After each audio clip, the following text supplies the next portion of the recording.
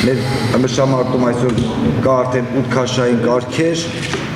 քաշային կարգերը փոխվել օլիմպիական խաղերից առաջ, անցած տարվանից, այս տարվա հունվարի 1-ից կարելի ասել, մենք պետք է մասնակցենք 8 քաշային կարգերով, բայց մասնակցել ենք 7 քաշային կարգերով, եւ առաջին միակ սկզբից սկսեմ վատից, հետո լավով վերջացնեմ, որ միակ բանը մեր այս վատ բանը կարելի ասել, որ Եվրոպայի առաջնությանը չի մասնակցել, մեր Եվրոպայի աշխարհի գործող չեմպիոն Դավիթ Սաֆարյանը բոլորից համար առաջերտին իմ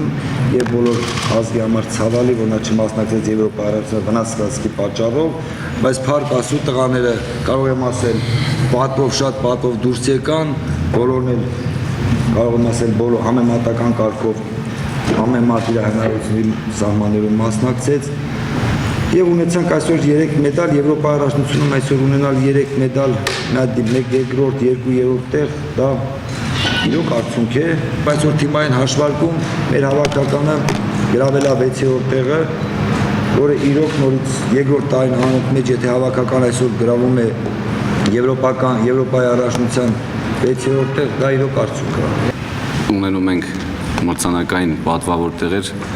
իսկապես մենք շատ հպարտ ենք զգում մենք տվյալ տեղում, ես անձամբ տեղում Ֆինլանդիայում եմ եղել, ճիշտ ասած հուզվում ենք